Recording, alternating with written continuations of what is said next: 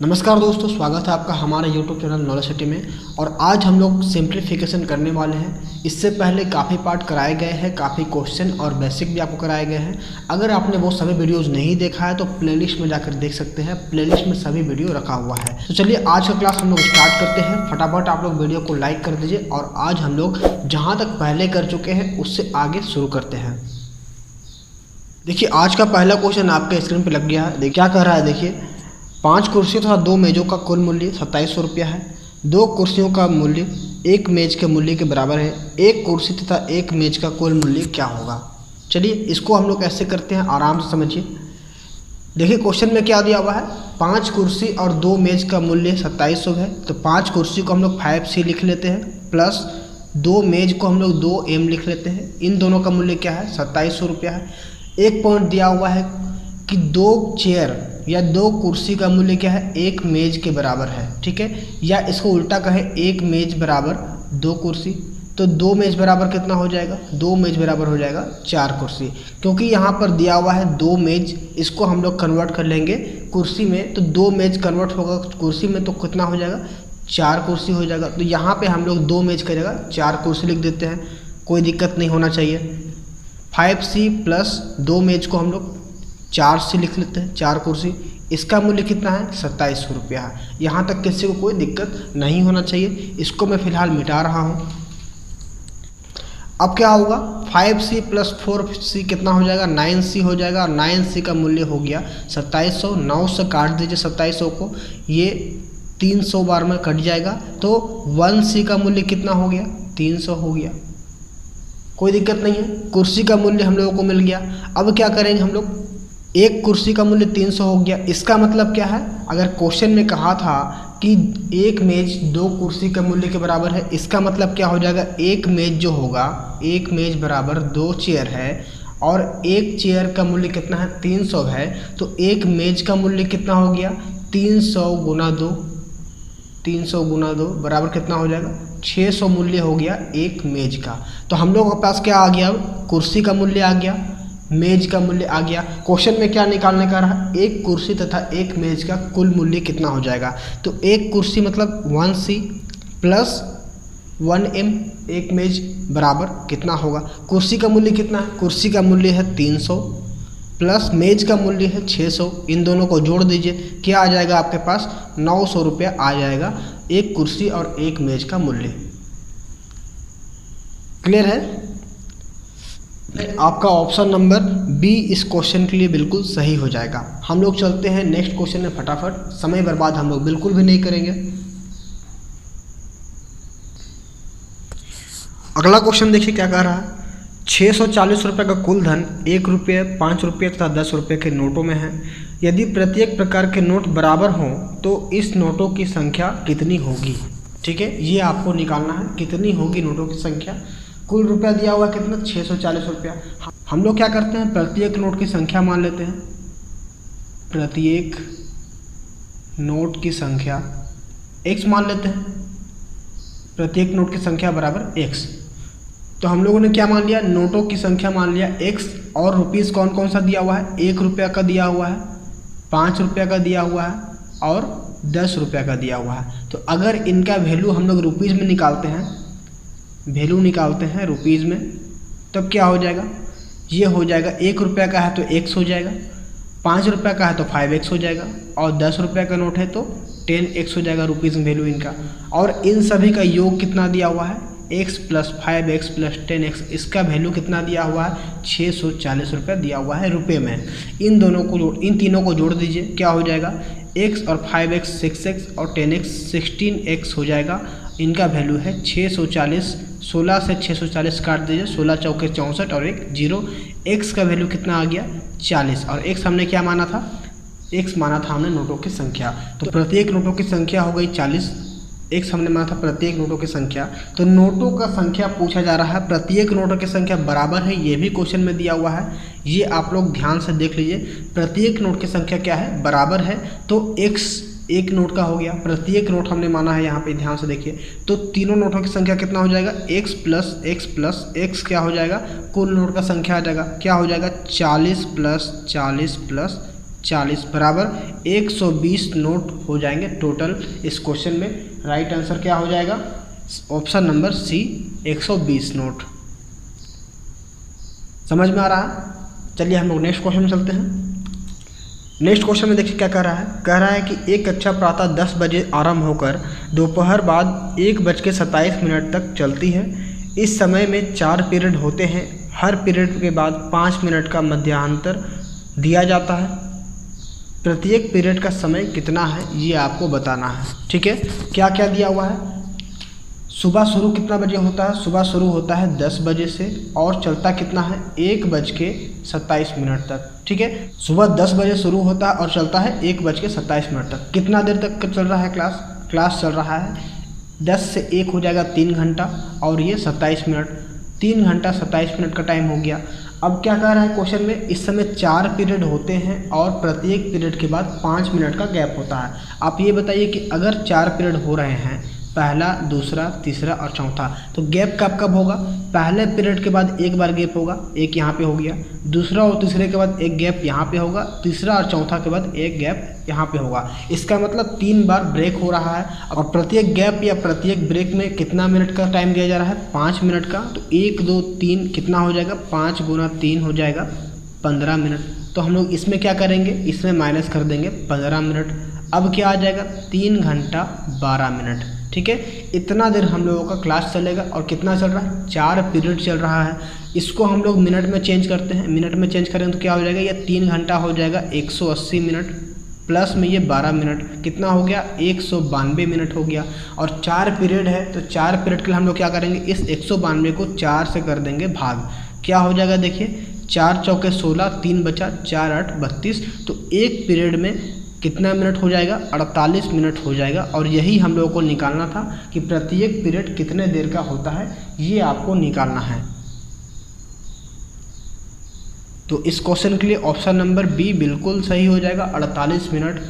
क्या हुआ आप समझिए फिर से, 10 बजे से 1:27 तक कितना टाइम होता है? 3 घंटा 27 मिनट होता है और 4 पीरियड पढ़ाया जाता है इसमें और प्रत्येक पीरियड पर 5 मिनट का ब्रेक दिया जाता है। ठीक है, तो एक पहला और दूसरा पीरियड के बीच में एक बार दिया जाएगा ब्रेक, दूसरा और तीसरा के बाद फिर से ब्रेक, तीसरा चौथा के बाद फिर से ब्रेक, और हर ब्रेक होता है 5 मिनट का।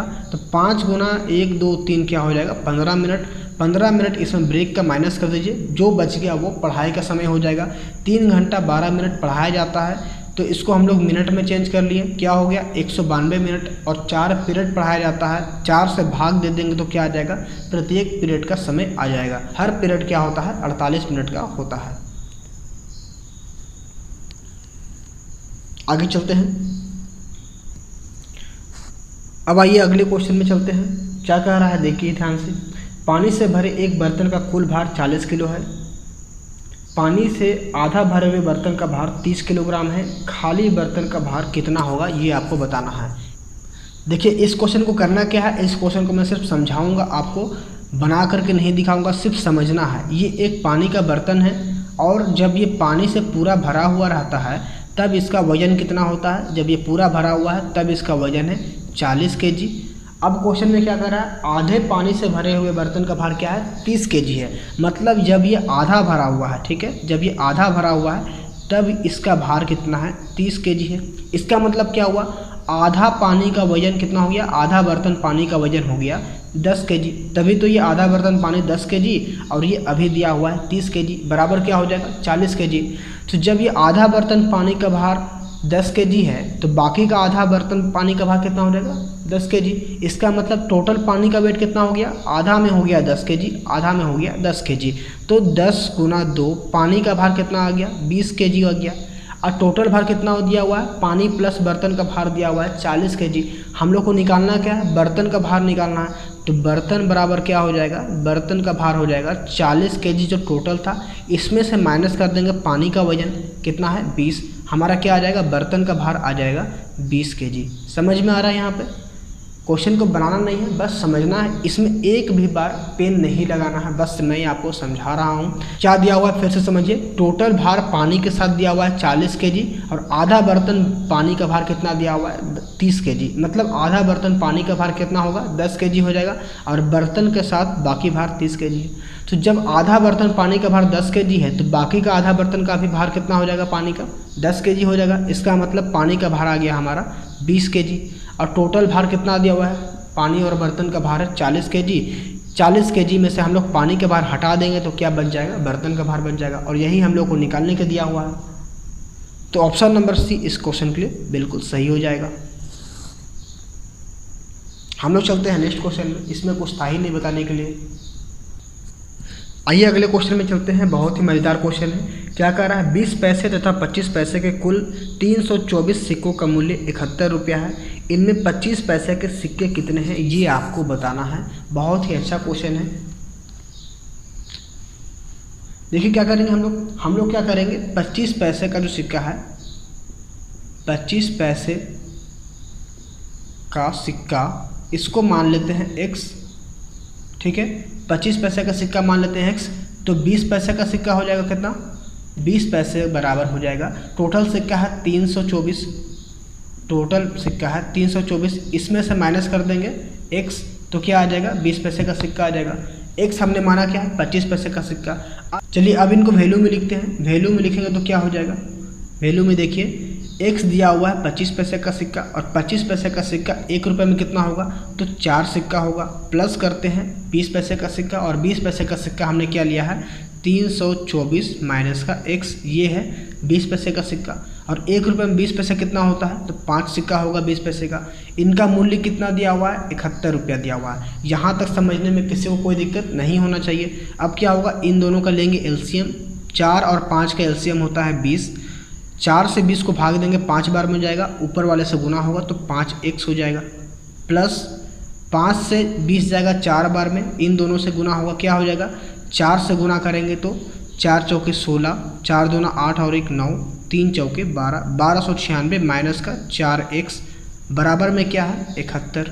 अब क्या होगा अब ये 20 गुना हो जाएगा 71 से और 5x माइनस में 4x करेंगे तो क्या हो जाएगा x बच जाएगा। तो यहाँ बच गया x प्लस का 1296 बराबर 20 से गुना कराएंगे 71 को क्या होगा 71 गुना होता है 142 और ये 1 0।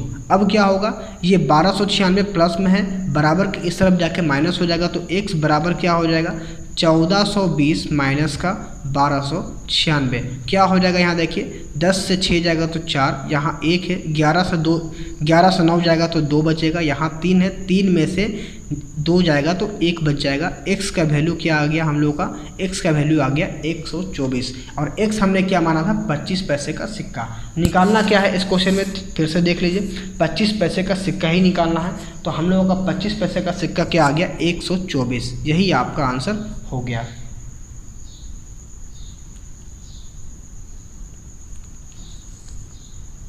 बहुत ही आसान है, आप 1-2 बार प्रैक्टिस कर लीजिएगा आपको समझ में आ जाएगा। और जो भी क्वेश्चन आपको समझ में नहीं आए, बार बार मैं कह रहा हूँ जो भी क्वेश्चन समझ में नहीं आए वीडियो को पीछे करके आप फिर से देख लीजिए, आपको समझ में बिल्कुल आ जाएगा।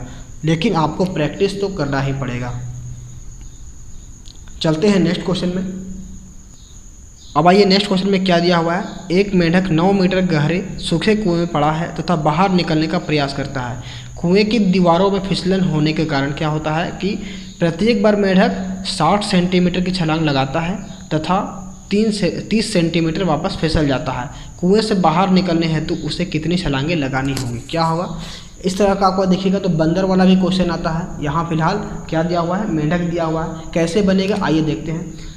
कुएं का गहराई कितना है, कुएं का गहराई है 9 मीटर और एक बार में छलांग कितना लगा रहा है, वो छलांग लगाता है 60 सेंटीमीटर का और फिसल जाता है कितना 30 सेंटीमीटर।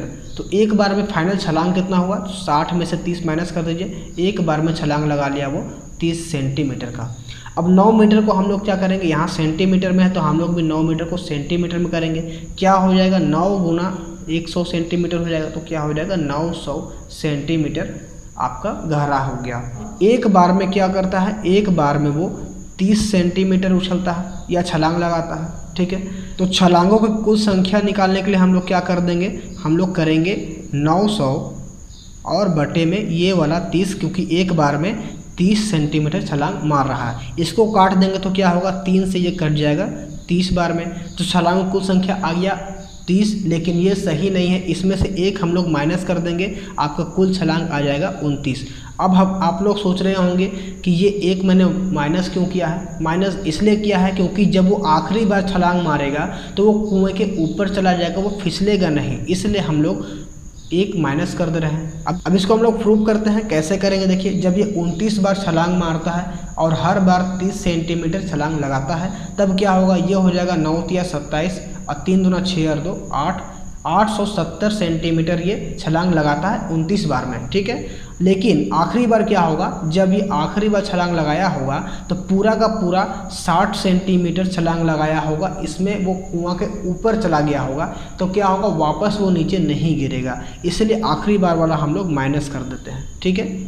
या इसको ऐसे समझिए आप लोग, 28 बार में कितना चलेगा, वो 28 बार में उछलेगा वो 8 तिया 24 और 3 दूना 6 और 2 8, ये 840 सेंटीमीटर 28 बार में छलांग लगा लिया होगा। अब 29वां बार जब छलांग लगाएगा तो कितना लगाएगा, 60 सेंटीमीटर लगा करके वो कुआं के ऊपर चला जाएगा। तो टोटल कितना हो गया, ये 900 हो गया।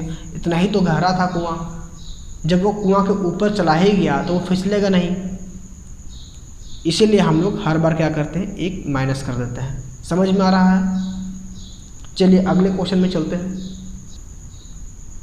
देखिए अगले क्वेश्चन में क्या कह रहा है कि एक 42.5 मीटर लंबी छड़ी को समान लंबाई के टुकड़ों में काटा गया है। यदि प्रत्येक टुकड़े की लंबाई 85 सेंटीमीटर हो तो इन टुकड़ों की संख्या कितनी होगी, ये आपको निकालना है। तो टोटल लंबाई कितना दिया हुआ है छड़ी का, ये दिया हुआ है 42.5 मीटर, या इसको हम लोग सेंटीमीटर में लिखेंगे तो क्या हो जाएगा, सेंटीमीटर में हो जाएगा 42.5 इंटू 100 कर देंगे तो क्या हो जाएगा, ये 4250 सेंटीमीटर आ जाएगा। अब क्या कर रहा है, इनको टुकड़ों में काटा जा रहा है। प्रत्येक टुकड़ा कितना है, प्रत्येक टुकड़ा जो दिया हुआ है वो दिया हुआ है 85 सेंटीमीटर का, ठीक है। 85 सेंटीमीटर का प्रत्येक टुकड़ा है। तो कितने टुकड़े होंगे इनका संख्या निकालना है। तो संख्या क्या हो जाएगा, इसको भाग दे देंगे इससे, जितना टोटल लंबाई है उससे भाग दे देंगे एक टुकड़े का लंबाई से, तो क्या आ जाएगा, टोटल टुकड़े का संख्या आ जाएगा। संख्या बराबर क्या होगा, 4250 बटे में एक टुकड़े का लंबाई है कितना, 85। अब इसको काट दीजिए, आपका आंसर आ जाएगा। देखिए 5 से काटते हैं, 17 बार में चला जाएगा, 17 पचे 85 और 5 से इसको काटिए, 5 अठे 40, 5 पचे 25 जीरो, 17 से 85 कट जाएगा 5 बार में और एक ये जीरो है। तो टुकड़ों की संख्या कितना आ गया आपका, 50 आ गया। यही आपका आंसर हो जाएगा। तो ऑप्शन नंबर डी इस क्वेश्चन के लिए बिल्कुल सही हो जाएगा। देखिए जो भी क्वेश्चन मैं करा रहा हूँ बिल्कुल आसान शब्दों में, आसान भाषा में करा रहा हूँ, इसलिए समझने में आपको कोई दिक्कत नहीं होना चाहिए। चलिए हम लोग अगले क्वेश्चन में चलते हैं। एक विद्यालय में 1/3 लड़के तथा आधी लड़कियां एक शिविर में भाग लेती हैं। इस शिविर में कुल 300 विद्यार्थियों ने भाग लिया, जिसमें से 100 लड़के हों, तो विद्यालय में कुल कितने विद्यार्थी हैं ये आपको बताना है। तो चलिए इस क्वेश्चन को सॉल्व करते हैं। लड़के और लड़कियां कितने हैं, शिविर में भाग लेने वाले लड़के हैं 1/3 और लड़कियां हैं 1/2। और क्या कह रहा है कि इस शिविर में कुल 300 विद्यार्थियों ने भाग लिया। विद्यार्थी मतलब क्या हो गए, लड़के और लड़कियां दोनों हो गए। जब इनको हम लोग जोड़ देंगे तो टोटल कितना दिया हुआ है, 300 दिया हुआ है इनका जोड़। अब क्या कह रहा है, जिनमें मतलब 300 में से 100 दिया हुआ है लड़के हैं, 300 में से 100 दिया हुआ है लड़के हैं। और अगर यहाँ हम लोग फ्रैक्शन मिले तो 1/3 क्या दिया हुआ है, लड़के हैं। इसका मतलब 1/3 भाग क्या है, 100 हो जाएगा। तो टोटल कितना आ जाएगा, यहाँ पर टोटल आ जाएगा 3 गुना 1 करेंगे, 3 गुना 100 करेंगे, 300 आ जाएगा। टोटल लड़के कितना हो गए, 300 हो गए, जिसमें से 1/3 मतलब 100 ने इस शिविर में भाग लिया। यहाँ तक क्लियर है। तो अब क्या होगा, 300 में से 100 लड़कों ने भाग लिया है, तो लड़कियां कितनी रही होंगी, लड़कियां रही होंगी 200। तभी तो ये 100 और 200 300 ने इस शिविर में भाग लिया। तो टोटल लड़कियां निकल जाएंगी तो क्या हो जाएगा, टोटल लड़कियां कितनी हो जाएंगी, 2 गुना 200 क्या हो जाएगा, 400 हो जाएगा। ठीक है, टोटल लड़कियां आ गई 400। निकालना क्या है इस क्वेश्चन में, निकालना है विद्यालय में कुल कितने विद्यार्थी हैं। विद्यार्थी मतलब बॉयज़ प्लस गर्ल्स कितना हो जाएगा, इन दोनों को जोड़ दीजिए, 300 प्लस 400 कितना हो जाएगा, 700। और यही आपका आंसर हो गया इस क्वेश्चन के लिए। कुछ नहीं करना है, फिर से समझिए। क्वेश्चन में दिया हुआ है कि 1/3 लड़के और 1/2 लड़कियां इस शिविर में भाग लेती हैं और टोटल शिविर में भाग लेने वाले विद्यार्थी है कितने, तो 300 है, जिसमें से 100 लड़के हैं 1/3 और संख्या में दिया हुआ है 100, तो टोटल लड़के आ गए 300। और जब टोटल शिविर में भाग लेने वाले विद्यार्थी 300 हैं और लड़के 100 हैं तो बचे कितने, 200, वो हो जाएंगी लड़कियाँ। टोटल लड़कियों की संख्या हो गई 400। टोटल विद्यार्थी पूछा जा रहा है विद्यालय में, तो बॉयज़ प्लस गर्ल्स कितने हो जाएंगे, 300 + 400 700 हो जाएंगे। इस क्वेश्चन के लिए सही आंसर ऑप्शन नंबर सी इस क्वेश्चन के लिए बिल्कुल सही हो जाएगा।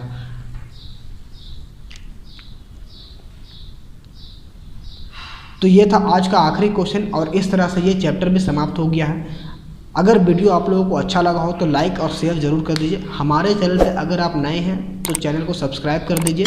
मिलते हैं अगले वीडियो में एक नए चैप्टर के साथ। हम लोग नया चैप्टर अगले क्लास में स्टार्ट करेंगे और ये जितने भी वीडियो मैं अपलोड करता हूँ हर दिन शाम में 8 बजे अपलोड करता हूँ। शाम में 8 बजे आप वीडियोज़ को ज़रूर देखिए। मिलते हैं अगले वीडियो में, तब तक के लिए गुड बाय।